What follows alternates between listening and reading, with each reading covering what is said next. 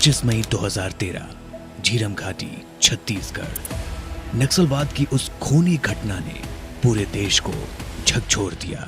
इसमें न सिर्फ दर्जनों लोक सेवकों की जान गई, बल्कि कांग्रेस की राजनीतिक लापरवाही का पर्दाफाश भी किया, जिसने सुरक्षा बलों की चेतावनियों को अनसुना किया था। इस नरसंहार के जिम्मेदार सिर्फ नक्सली नहीं, बल्कि वो कांग्रेस भी थी, जिसने इस हिंसक विचारधारा को वर्षों तक अपनी नीतियों से पोषित किया।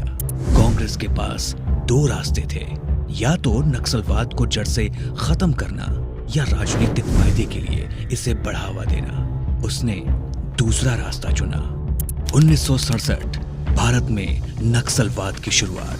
कांग्रेस की सरकारें इसे कभी निर्णायक रूप से कुचल नहीं पाई, क्योंकि वो गरीबों की आवाज कहकर वामपंथी वोट बैंक की राजनीति से इस हिंसा को जोड़ती थी।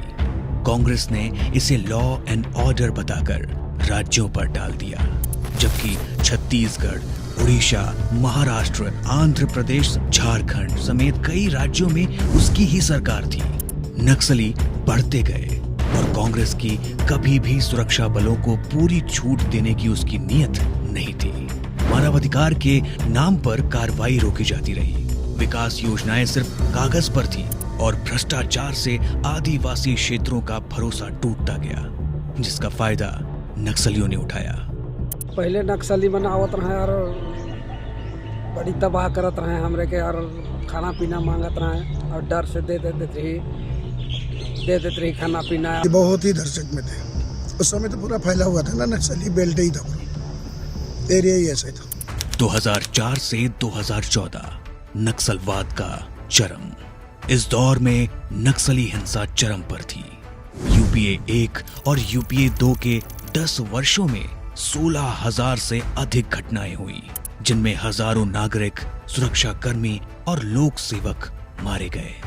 2010 में दंतेवाड़ा में सीआरपीएफ के काफिले पर आजाद भारत के इतिहास का सबसे बड़ा हमला हुआ, जिसमें 76 जवान शहीद हुए।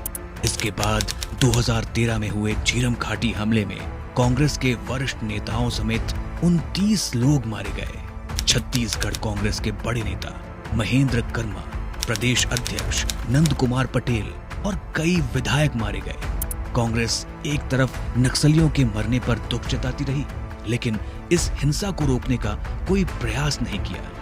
नक्सल एरिया होत रहे, कोई भी पुलिस मन भी आवेले, सब डरत रहे।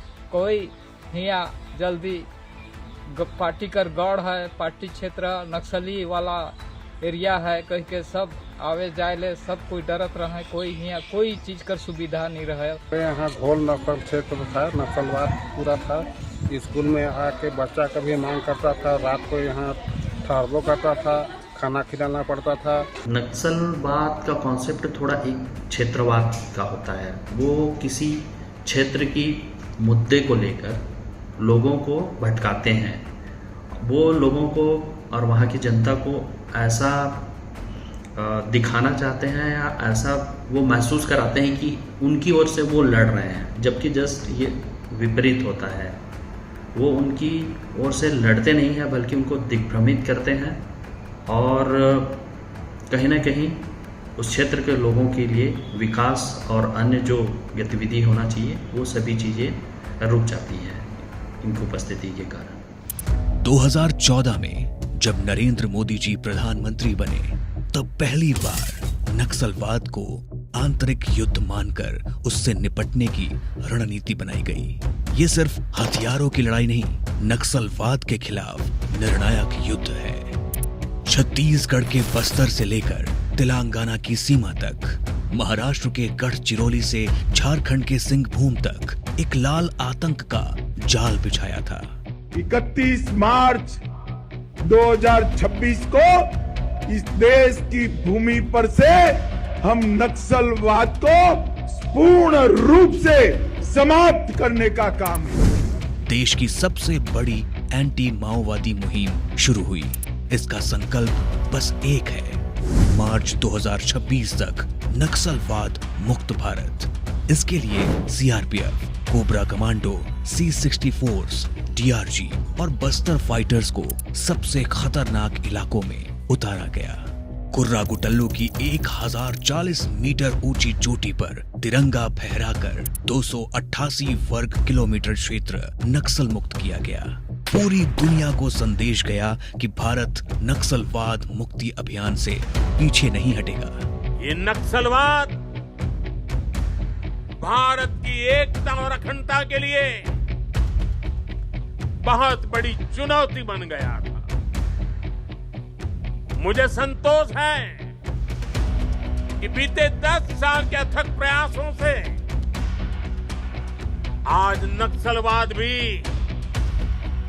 भारत में अपनी अंतिम सांसें गिन रहा है। बीजापुर, नारायणपुर, कोंडागांव, सुकमा समेत कई जिलों में एक के बाद एक टॉप कमांडर ढेर किए गए। कई क्षेत्रों में पूरा माओवादी कमांड ढांचा ध्वस्त कर दिया। साल 2024 में 235 माओवादी और 2025 में अब तक 176 माओवादियों को ढेर किया जा चुका है। नक्सलवाद से निपटना चुनौतीपूर्ण तो है, जैसे कि कुछ वर्ष पहले काफ़ी ज़्यादा चुनौतीपूर्ण था, क्योंकि भौगोलिक परिस्थिति के अनुसार हमारा विकास का कार्य और जो हमारी पहुंच है वहाँ तक नहीं पहुंच पाई थी, तब चुनौती ज़्यादा था। किंतु आज की परिस्थिति में देखा जाए तो ये चुनौती अब उतना नहीं है, क्योंकि विकास के कार्य बहुत हुए हैं, कैंप भी खुले हैं, लोगों से संपर्क भी हुआ है। लोगों को जो नक्सलियों के खोखली विचारधारा है उसके बारे में अच्छे से समझाया गया है। लोगों को समझ आने लग गया है कि नक्सलवाद वाकई में एक खोखली विचारधारा है, लोगों को जो भटकाता है विकास कार्यों से, शिक्षा से, और उनके जो बच्चे हैं जिनका भविष्य आने वाला है उनके लिए भी ये अवरुद्ध करता है उनके विकास कार्यों में। ये लड़ाई सिर्फ बंदूक से नहीं, पुनर्वास और विकास से भी लड़ी जा रही है। मोदी सरकार की 2025 आत्मसमर्पण नीति के तहत जो माओवादी आत्मसमर्पण करते हैं उनके लिए इस योजना के द्वारा 5 लाख तक का अनुदान, स्किल ट्रेनिंग वाउचर, जमीन का हक या 2 लाख, AK-47 सरेंडर पर 4 लाख, LMG पर 5 लाख, कमांडर रैंक पर 3 से 12 लाख तक इनाम, मृत पीड़ित के परिजनों को 10 लाख, घायल को 5 लाख, शादी के लिए 1 लाख सहायता और प्रधानमंत्री आवास योजना में मकान देकर उन्हें मुख्य धारा में शामिल किया जा रहा है। सिलेंडर हुआ तो हमको ऊपर से नोटिस आया थाना तरफ से कि गणेश वाला सिलेंडर करो, तो वही नोटिस द्वारा हम संपर्क हुआ। तो हमको गुमला में करना था, तो हमको उतना जानकारी नहीं हुआ। हम सिलेंडर की हम सिंधगा में अभी हम लोग को बहुत अच्छा हुआ, हम लोग सिलेंडर हुए। अभी हमको सभी अफसर बोल रहा है कि जो बच्चा को जिंदगी है बहुत अच्छा हुआ है, सिलेंडर की हम बोल रहा है, सबसे ज़्यादा मदद कर रहा है। हमारे वही एरिया कमांडर के रूप से हमको है 2 लाख। हम लोग के पास सिर्फ एक रेडियो रहता था और दूसरा जहाँ पेपर मिलने का सुविधा था पेपर मंगाते थे। उसी पेपर के माध्यम से हम लोग पढ़ के इस पर जानकारी हासिल होता था बार बार कि सिलेंडर पॉलिसी इस तरह से ऐसा है, ऐसा मिलेगा, जमीन मिलेगा, नौकरी मिलेगा, बहुत तरह का मैंने जो पॉलिसी जो है उसको देख के हम लोग धीरे धीरे उसमें भी कुछ ना कुछ प्रभावित हम लोग हुए। उसके बाद में कई थाना से या तो फिर जिला से अभियान SP हो या SP हो, सबको हमने घर परिवार में जाकर हम लोग संपर्क करने का प्रयास किया, परिवार से बातचीत करके। तो परिवार वाला लोगों ने भी हम लोग सब प्रयास किया, मैंने संपर्क करने के लिए, बात करने के लिए। इस तरह से मामला आया। उस समय सिमडेगा जिला के SP थे राजू रंजन और गुमला में थे पवन कुमार सिंह। तो हमने उन लोग के माध्यम से झारखंड के DGP DK पांडे के पास में संपर्क किए थे। नतीजतन नक्सली क्षेत्रों में अब सड़कें, मोबाइल टावर, स्कूल और अस्पताल खुल रहे हैं। 2000 किलोमीटर सड़कें, 350 मोबाइल टावर, 4500 से ज्यादा आदिवासी महिलाएं TRI FED से जुड़ी। गढ़चिरौली स्टील हब में 25% नौकरियां स्थानीय युवाओं के लिए आरक्षित करने जैसे कार्यों से विकास और विश्वास दोनों बढ़ा है। मोदी सरकार अलग से खन से वही नक्सली मन भी नहीं बंद कर दिला और सुख शांति से जिए थी। जब मोदी सरकार आया तब तो हम लोग सुरक्षित हैं और हमारा बच्चा स्कूल भी जा रहा है, पढ़ाई भी कर रहा है। नहीं, अभी तो डर भय नहीं है रहने के लिए। जब अब फोर्स कैंप बन गया, यहाँ से थोड़ा डर मिट गया है। अभी कोई दिक्कत नहीं आने जाने में। सारे रात 24 कैंप 2-2 खुल गए और मतलब आने जाने 24 घंटा खुला है। रात को भी 12-1 बजे तक आना जाना कर ही रहे लोग।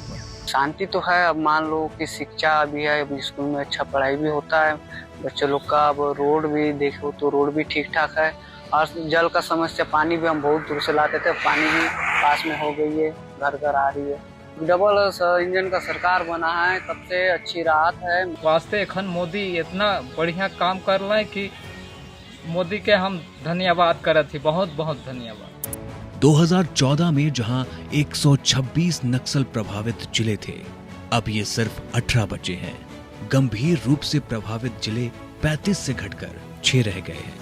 2000 से अधिक नक्सली मारे गए और उनके आत्मसमर्पण में भारी वृद्धि हुई। 2014 में 928 और 2025 के पहले 4 महीनों में 718 नक्सलियों ने अपना आत्मसमर्पण किया। एक पुरानी कहावत है कि सुबह का भूला शाम को अगर घर आ जाए तो भूला भी कहलाता। उसी तरह जो नक्सली रहते हैं आखिर गांव के ही हैं, पैदा गांव में होते हैं, बड़े गांव में होते हैं, किन्हीं कारणवश किसी के बहकावे में आके नक्सली बन जाते हैं। 2 साल 4 साल बाद जब वो आते हैं तो गाँव उन्हें सहज स्वीकार करता है। फिर गवर्नमेंट की जो नीतियाँ, पुनर्वास नीति आ गई, उससे उनको पहले जैसे जीवन मिलता है। आपको मालूम होगा यहाँ कुछ नक्सली हैं जो आज थानेदार बन चुके हैं बीजापुर साइड में, और यहाँ कोया बटालियन बनाई गई थी और भी जो बटालियन में थे वो समर्पित नक्सली हैं। 2025 में जो आत्मसमर्पण और समर्पण नीति में जो बदलाव सरकार ने किया है वो काबिले तारीफ है, क्योंकि इसके पहले जो समर्पण नीति थी उसमें कुछ तो कमी रही होगी कि छत्तीसगढ़ के भी माओवादी तेलंगाना में और महाराष्ट्र में जाकर समर्पण करते थे। और निश्चित ही तौर पर जिस तरह से सरकार ने आगे कदम बढ़ाकर अपनी समर्पण नीति पर बहुत नए तरीके के बदलाव किए, वो बदलाव जो सरेंडर करने वाले माओवादियों के जीवन में निश्चित ही तौर पर बड़ा बदलाव लाएंगे। 14 मई 2025 को कुर्रागुटल्लू हिल्स ऑपरेशन में 31 कुख्यात नक्सली मारे गए, जो नक्सलवाद के खिलाफ भारत की सबसे बड़ी जीत है। आज किलेबंद पुलिस स्टेशनों की संख्या 2014 के 66 के आंकड़ों से बढ़कर 555 हो गई है। ये सिर्फ एक युद्ध नहीं, पुनर्निर्माण है। सुरक्षा के साथ साथ विश्वास की वापसी का वो संकल्प है, जहां भारत नक्सलवाद मुक्त होने की ओर बढ़ चुका है।